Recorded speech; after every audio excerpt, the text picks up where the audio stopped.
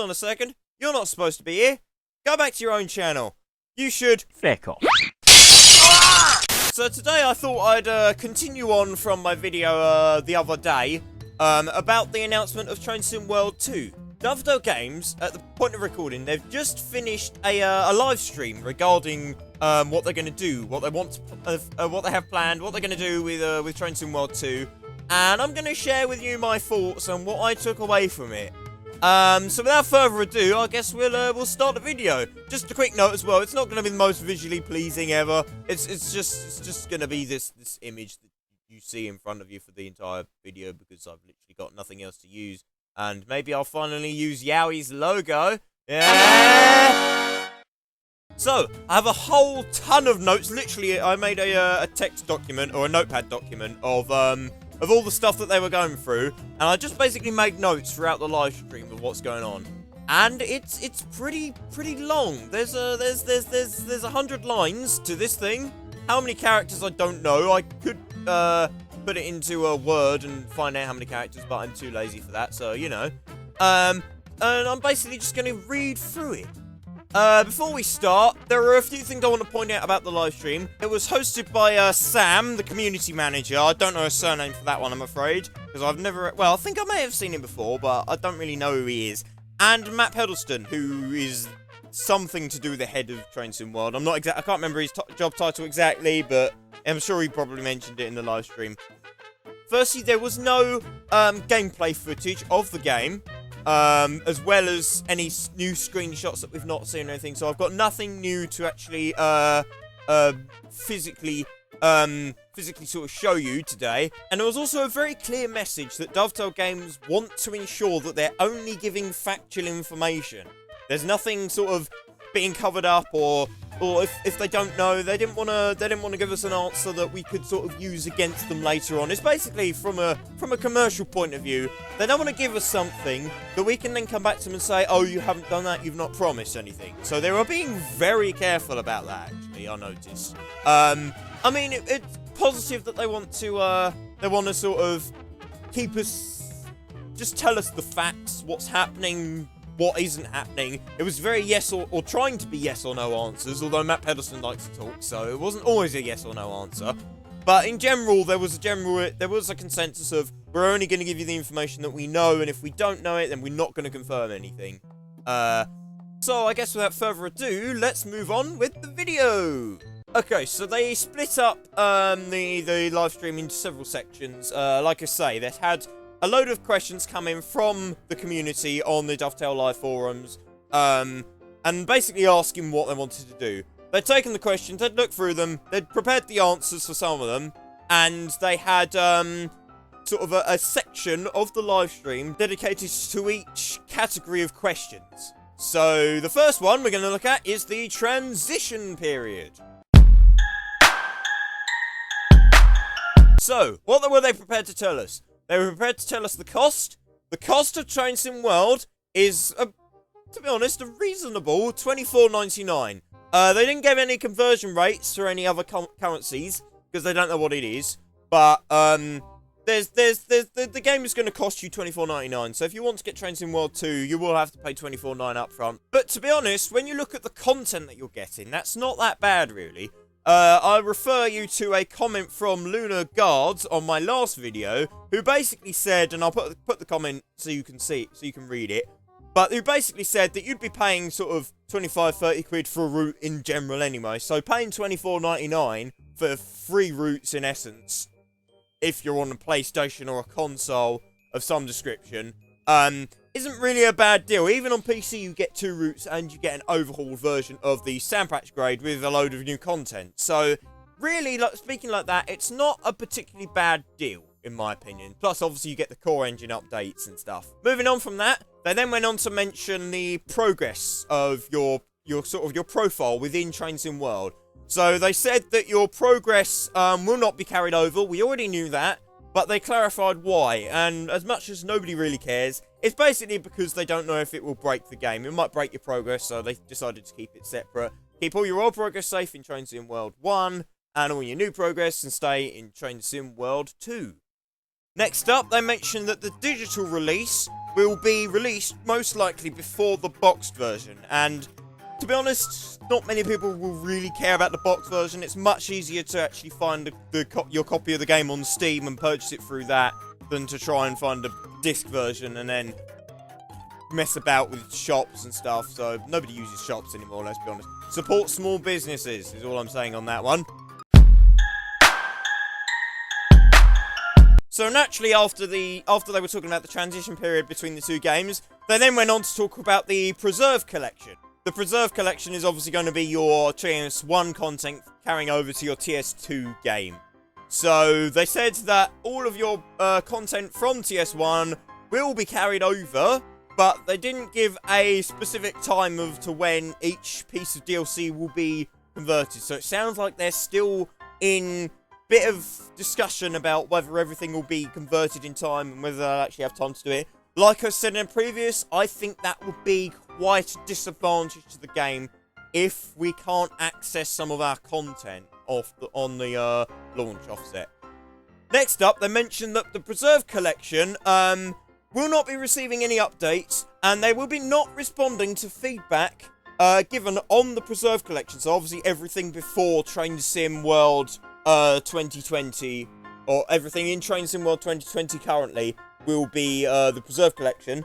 They will not be providing any updates on that, which really concerns me. Does that mean if they get a game-breaking issue with it, and the community reports it, are they going to completely ignore it because they're working on their new content? Because if they are, that will be an extremely bad thing for the community. I get that they don't want to sort out, well, not for just for the community, for the game. I get that they don't want to sort out stuff that's already made the money when they could be making new stuff that makes the money. But in order to make that more money, they're going to need to go back and fix the problems from the old stuff. If we find problems that they've missed and they don't want to fix it, then why should we trust them in buying any more stuff in the future?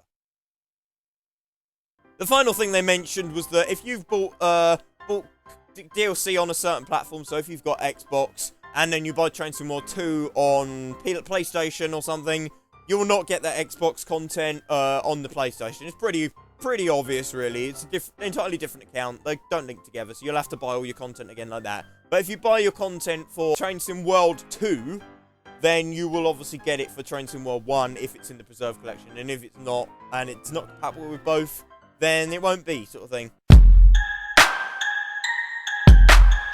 Moving on to their next step, which was after launch. They didn't really have a lot to say after launch at the moment, which is fair enough. They're a long way from launch at the moment. But after the launch, they're saying they're still going to need to do a core game update in order to bring Steam locals to the game. Now, I fully understand, and I'm with them, that they probably don't have the sort of the experience with the game yet to be able to do Steam engines justice. I'm fine with that. I've got no problem. I'm more than happy to wait for them to do Steam engines. I'm in no rush to see them if it means they're going to be done properly. However, now they specifically said it wouldn't, but I'm still slightly cautious about this. Does that mean we're going to end up with a Train Sim World 3? I don't know.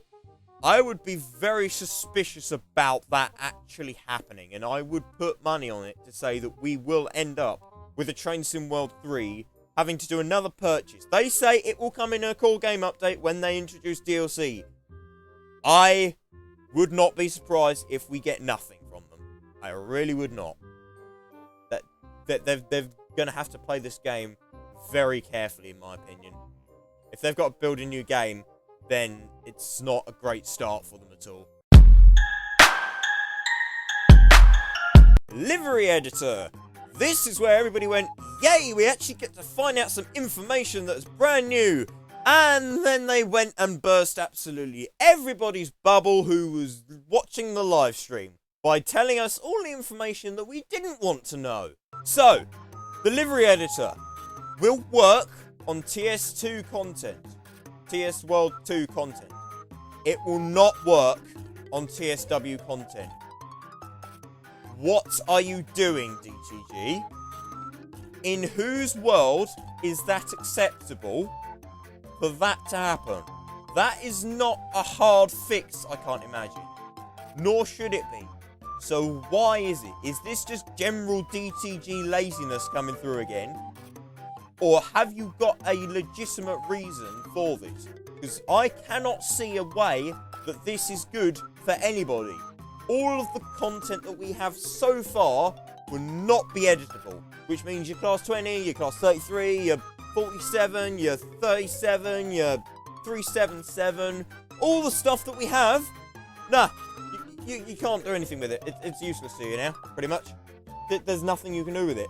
So that's another blow on the fact that you can't share your thingy. Next up, they mentioned that if you've got reskins of several trains, will they override the original like they would in Train Sim World, where you download a reskin online and it would cover every single vehicle? Or would it specify to sort of that vehicle, or would you get AI with it, and would it be everything? Would it be nothing? What? So, they basically said that if you have your sort of several liveries, if you've got, say, 3 liveries designed, and you choose to drive the default, all of the trains in that scenario will be the default livery. Okay? If you choose to drive one of your reskins, that reskin and the default livery will be present on both AI and the player train. So if you choose to drive your first reskin, that first reskin will be seen on certain random AI and your player train. So it's basically like with the whole sort of idea of the Class 66 being in EWS and DB, I'm pretty sure you could see a mixture of both at complete random. If you got any more reskins after that, they will not appear. They will not appear. They also gave us an idea of how the livery editor is actually going to work. And I must say, I'm seriously disappointed in them. It's not what we asked for in any way, shape or form. So, if we picture something like Bus Simulator 18. Now, you may not know how it works, but basically you grab a shape of a triangle, for example. You grab it on a menu, you colour that triangle what you want, and then you stick it on the livery, and then you put another triangle in, and you put another put it in, and put a square in, and it happens on quite a few racing games as well, I think. You can sort of design your own car's skin by putting shapes and unlocking bits, and I don't think it'll be unlocked, but you can move bits in and place them over. That's the basic concept of the reskinning. Nobody asked for that! Nobody wants that! That is completely useless to us. I get on a sort of a development thing that's probably easier to implement, but we want to be able to actually take the train out of the game, give it a full repaint, and then put it back in the game as a different train like we would on Train Simulator. You know, I was sort of thinking, oh right, I could probably use this livery editor to weather up the 72 stock when that comes out, or give it some rust, give it some weathering. No, from what I take of this, no. Now they did mention about you can change the colour of the train and stuff, but I can't see. Is that going to be a single base colour? Apparently, it's a case of they will give you a completely white train, and then you will have the option to put stuff on it. So does that mean we're going to be able to colour the entire train as a thing? Are we going to be able to add weathering? Are we going to be able to overlay images on it? Or are we just going to be stuck within the confines of the game? If we're stuck within the confines of the game, then that is completely useless to us. They did say that you can put several layers of items on top, and apparently there's around 400 to 500 layers that you can have at once. Once you do it, then all the layers get compressed down into the image, into the same image, and it uses less memory than if it was all layered and it was sort of working out which layers, which is fair enough. But that also brings me on to the fact of the texture. If we're if everything's been compressed down onto the base of the texture, if you've got a texture that's, I don't know, 2048 by 4069, is that image that you've placed on it going to be compressed down? So is that triangle or that square going to be compressed down into a blurry mess? Because that's going to be even more useless than the whole idea of the whole thing in the first place. So, all I can say is we shall see what happens with this. But it sounds like a complete train crash to me. It really does. So then they moved on to the scenario planner. You probably don't have to guess, it doesn't get any better. They started off by mentioning why we can't share bits across different devices. Apparently it's because of the cross-platform compatibility. Okay. Train Simulator was on PC and nothing else. You could only share your content and make it for PC. Train Sim World is on several. Yes. Okay. That's fair enough. They want to keep everything equal. But why are you making PC players suffer just because Xboxes and PlayStations aren't advanced enough to allow you to share content? It's not fair on anyone, and it doesn't help Train Sim World become the master race of train simulators. Train Simulator 2020, the original one by Kuju, is still the ultimate game for sharing content and creating it. A game that's like, was it 2007? It's like 13 years old, is significantly better than this that you're building. It's not right. It's really not. And part of that is to do with the Unreal Engine. But then don't use the Unreal Engine. Find something different. Find something that actually works for the community. The community. And I stress the words community because they specifically avoided using the word community. They swapped it out for player. When Sam was asked about it, he said, it's in my notes somewhere. It's in my notes somewhere, but he basically said that he didn't like using the word community. Oh, I found it. Avoided saying community, used player instead. Which, as my notes suggest, are they avoiding us? Are they completely ignoring the fact that they actually have a community that has made their game successful, might I stress? I will particularly stress that. Without that community development, their game would not be half as successful as it is now. Are they abandoning the community? Because this game is about community spirit. And if you ditch the community spirit from it, you ain't got a game that's worth playing. And I'm sorry if I sound like I'm being harsh, but this is my honest opinion of both Train Sim World and DTG. And I think without that shareability, regardless of it being cross-platform, I couldn't care less about sort of somebody's who's on PlayStation getting their content onto my computer. If I can share my content with that particular console, you know, Steam Workshop. We could have a Steam Workshop. Loads of other games have done it. Bus Simulator, for example, I bring it back to Bus Sim. They've got a workshop, but they're also on consoles. They're also on PlayStation and Xbox. What's the difference? Why can they do it and DTG can't? Anyway, moving on. There were details about the scenario planner itself. So they said that you can basically set up any train on any route relating to electrification. So it's basically what we're used to on Train Simulator. So if you've got your 72 stock and you want to thrash it across Sandpatch Grade or Great Western Express, you won't be able to do that because they're not set up for electrification.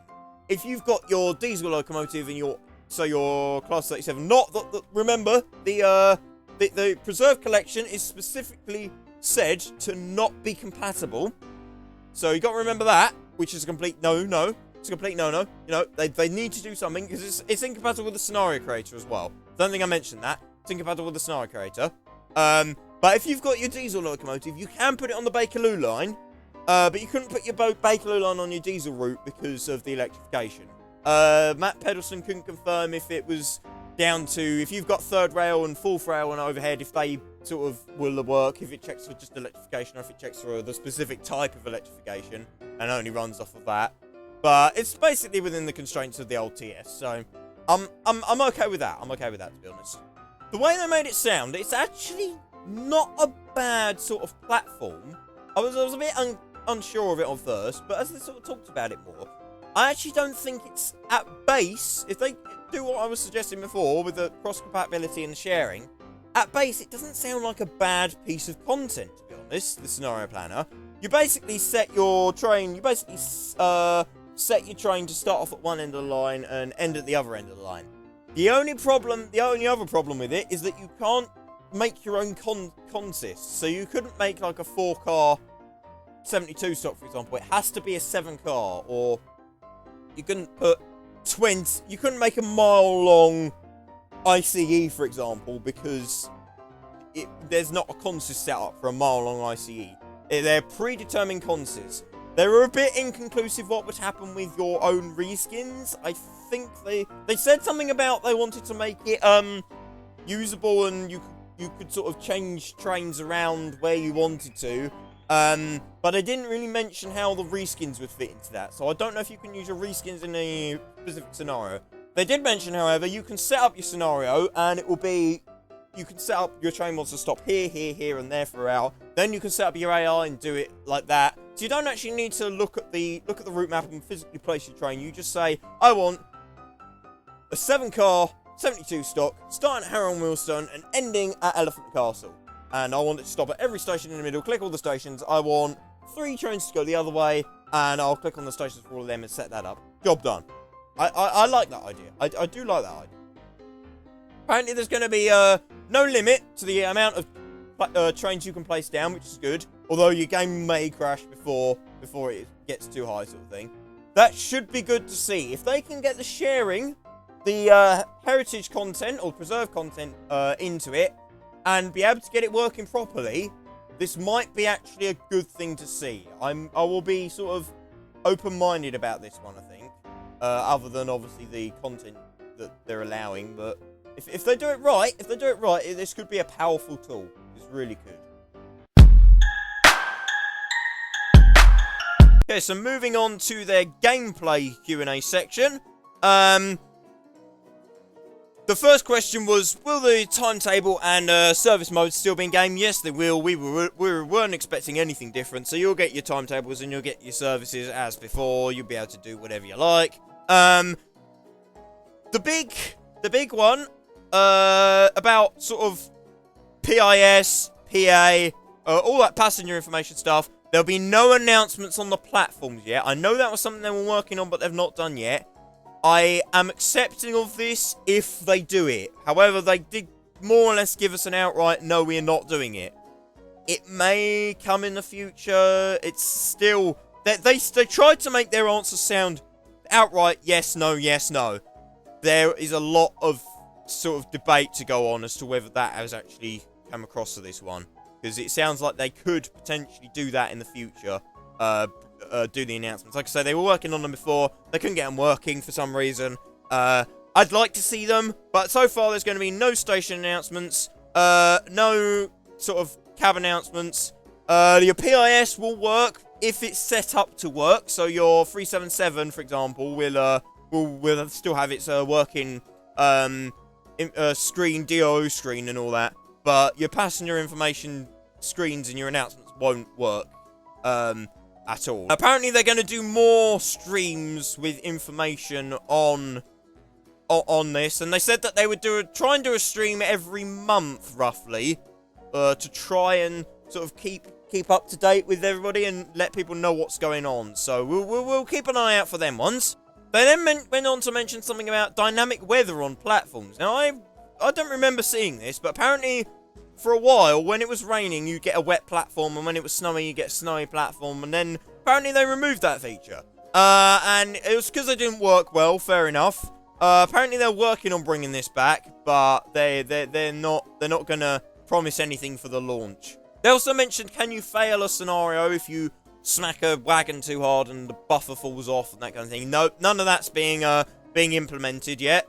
There's going to be no changes to the 2D map. Somebody mentioned that.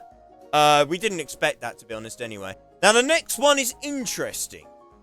They're removing dynamic level crossings. Now, as you'll know, or you should know, 99% of Train Sim World routes do not have dynamic crossings. They are static, set down, with the sirens blaring. Where applicable, obviously. The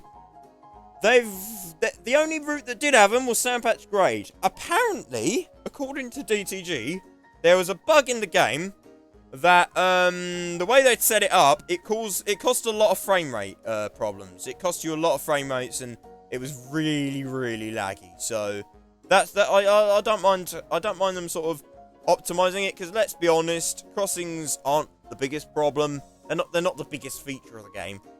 It's interesting how they've been doing it. They also then went on to say that pretty much it'd be a really easy fix if they change it from an animation to sort of link it more within the track and the signaling system, and it would solve all the problems they had. But apparently they don't like solving problems, so they're not implementing that. So I don't quite understand that. I really don't get it. It doesn't make a lot of sense. If it's that easy, why would you not do something? And I'm sure there's a lot of technical and geeky stuff that goes on behind the scenes that we don't know about, but it doesn't make a lot of sense, like I say. And finally, they mentioned that the mastery on your Train Sim World profile will be different to that on Train Sim World 2. We already knew that anyway, so we won't hang around on that point for too long. So, moving on to their tech section of the live stream. They've upgraded the engine to use a newer version of Unreal 4, which apparently has more features and more optimization. Apparently it took about 6 or 9 months to upgrade. This new version of Unreal is why they've decided to make Train Sim 2. Fair enough. There's not a lot more to say that. The only thing that worries me about that is if they've had to make an entirely new game just to upgrade their version of Train Sim World, their Unreal. When we have an Unreal 5, if it's coming, are we then going to see another Train Sim World 3? Or if we've had the Steam engines by then, are we going to see Train Sim World 4? Is this going to be a perpetual cycle that every 2 years they're going to release another blooming version of Train Sim World that nobody really asked for and then we've got to pay for again, sort of thing? It's not fair to make you pay for the exact same game several times over here. This, I understand, and I get it, but if you've got to do it more than this, it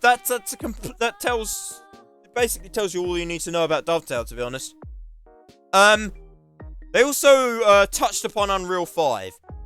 This is a slightly confusing, concerning, and really weird issue, let's be honest. So basically, in the original article, they said that they had wanted to use Unreal 5 in the initial release, but they went with Unreal 4 because Unreal 5 hadn't been released at the time, so they couldn't use it.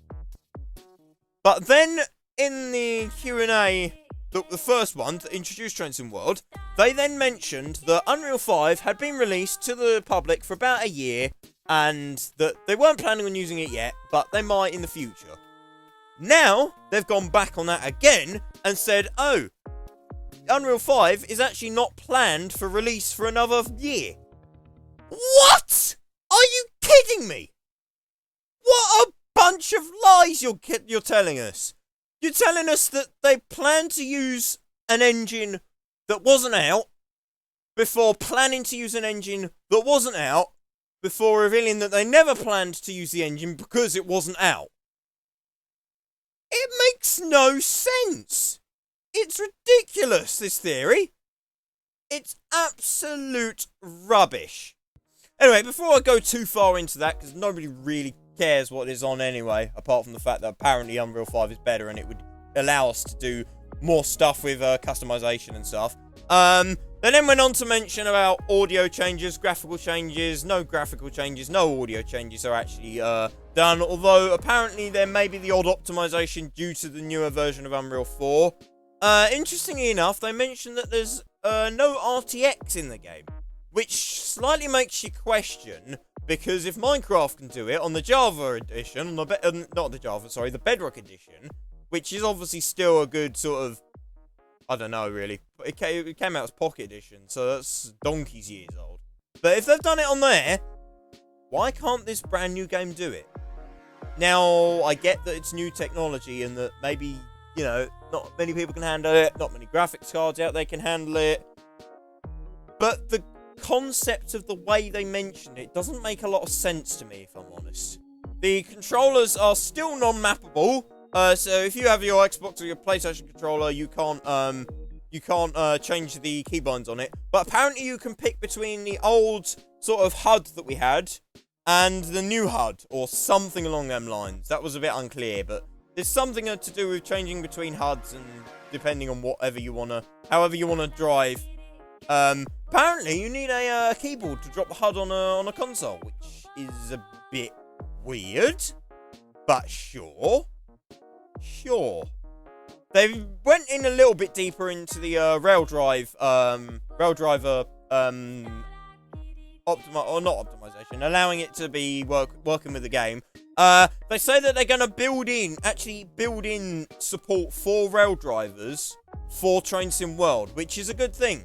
But they're also going to be doing some external, there's also some stuff that you can do to change stuff, for external controllers that aren't the, rail driver.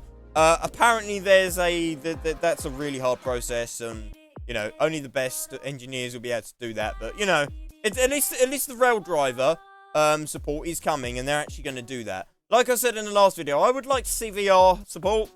I don't know if that will come. We shall see. Maybe in the distant future. A few more bits before we move on. There's no changes to the way lighting works. There's no new weather patterns, but there are the dynamic skies. So basically, all the clouds were in one layer before. They all moved along static. Now they're splitting it into three. So these three different layers can move independently from each other and cast shadows over the sky. Apparently, they've also done a load of stuff to the clouds, so that they will sort of reflect light and a load of stuff like that. And you know, if you've got an evening sky, your cloud will now show up as orange. If you've got a night sky, it won't light up. It won't be really bright in the sky. It will be actually as it should and sort of be hard to see, but you can still see it, sort of thing. The final part about the tech section is that they don't know what will happen with obviously third-party reskins and stuff. So if you've made a reskin, it may not be able to port over to Train Sim World 2. That's fair enough, because they never actually made the game support officially mods. So they may not actually support mods in this, which is a bit of a downer for people who have made mods. But it makes perfect sense to me why it wouldn't. Moving on to routes, and this will literally take me seconds to talk about. Apparently they're not ready to talk about the routes, which is fair enough. There's no information on these. Like I said, there's no new screenshots, no footage of it which I can share with you, so there's nothing to talk about there. They're going to do more live streams, like I say, and they will cover the routes in the future. Communication. Now, this was the last real section they mentioned. They wanted to talk about the communication between them and the community.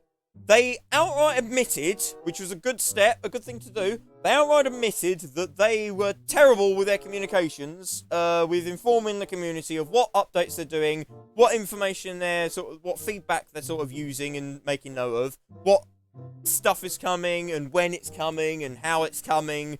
So they're going to try and apparently do some more stuff over that. They also mentioned that they're not going to tell you absolutely everything going on behind the scenes, which makes perfect sense, because if there's projects like, you know, there's a statistic out there that like 90% of projects don't get completed and fail or something. So, you know, if there's stuff that they don't think will actually see the light of day, then they don't necessarily need to talk about it, hype it up, and then say, oh, sorry, because that's not going to go down well for them.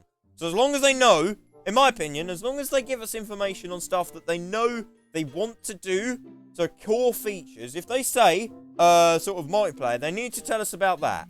The editors, they need to tell us about them. If it's something like, well, we're going to make this line, or this train, or this thing, and they can't make it for some reason, then yeah, I don't think they need to announce that until they feel ready that it definitely will happen. Going back to the Preserve collection slightly, they're going to let us know which ones are going to be ready upon the launch date, ready to use straight in the new game.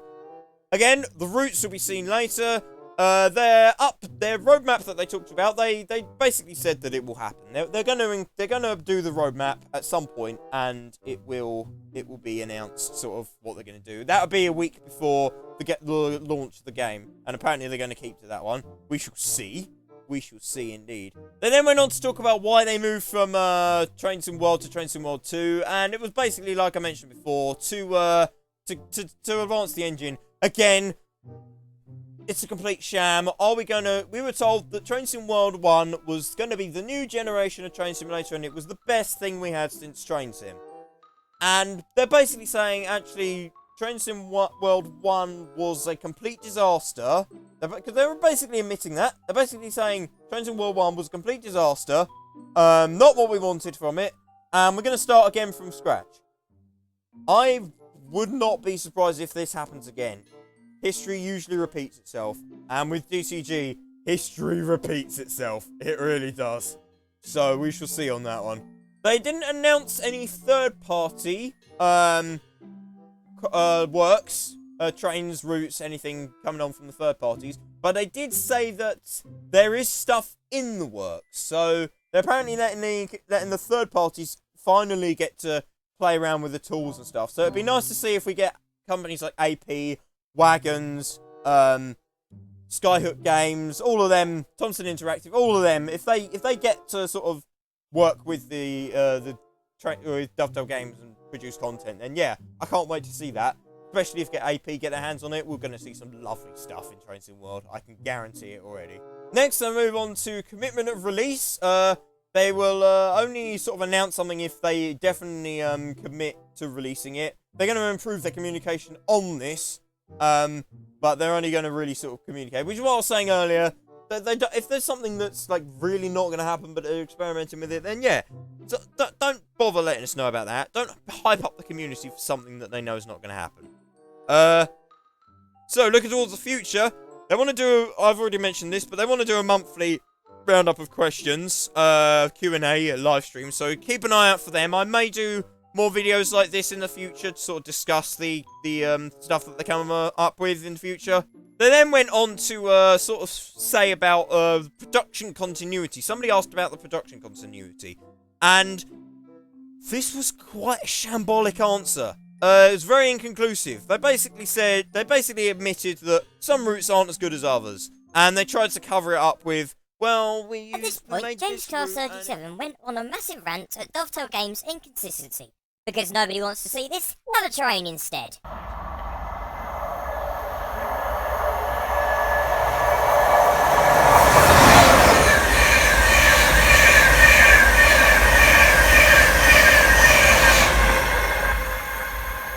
And then they went on to mention that they're not making an editor. They outright said they are not making an editor. Okay, they're not making an editor. So, what about the lies they fed us before? They told us they were making an editor right at the start. They told us, yep, it will definitely come. It will definitely be there. We had a live stream from Mr. Matt Pedalston himself showing off the work in progress editor. So why have they changed their minds and it's now not an editor? Apparently they're giving us building tools. Quick, roll another train.